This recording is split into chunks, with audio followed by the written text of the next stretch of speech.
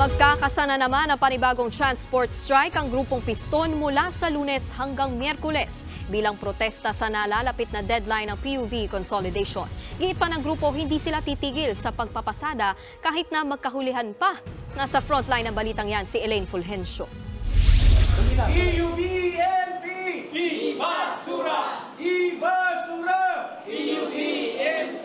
Yan ang paulit-ulit na panawagan ng mga tsuper at operator laban sa isinusulong na PUV modernization program ng pamahalaan at bilang protesta laban sa nalalapit na deadline ng PUV consolidation sa April 30, magkakasa ng 3 araw na malawakang tigil pasada ang transport group na Piston.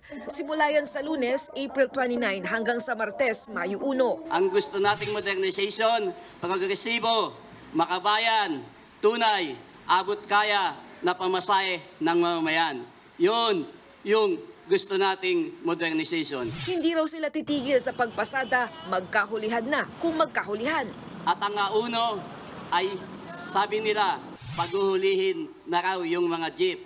Karapatan ng mamamayang Pilipino na maglingkod sa sambayanan. Kung kaya't kahit pa matapos ang deadline, hindi titigil sa pamamasada ang mga driver at operator.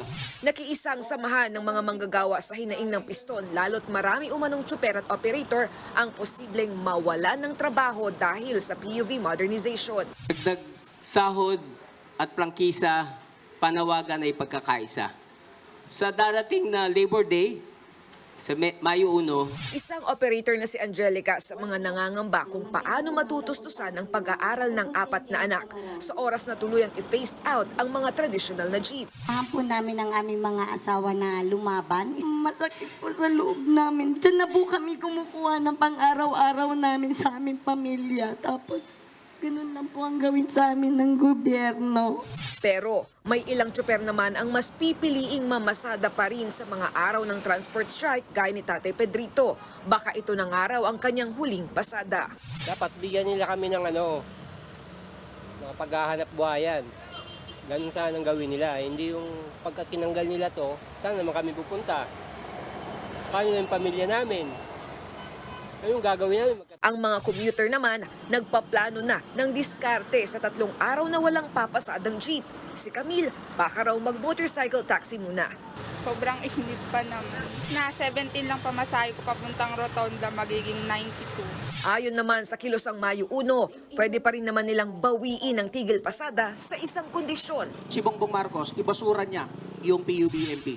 Yun lang po ang natatanging makakapagpahinto sa pagkakaisa ng mga commuter at ng mga maliliit na driver at operator. Tinatayang aabot sa 100,000 mga tsuper at operator ang makikiisa sa malawakang tigil pasada sa susunod na linggo sa Metro Manila. Hinihintay rin ng grupong Piston ang desisyon ng Korte Suprema sa inihain nilang petisyon na temporary restraining order laban sa PUV modernization program. Nagbabalita mula sa Frontline, Elaine Fulgencio, News 5. Mga kapatid, Nikki de Guzman po. Iba na ang may alam at may pakialam sa panahon ngayon. Para sa tuloy-tuloy na balitaan sa Frontline kahit weekend, mag-follow at mag-subscribe sa social media pages ng News 5.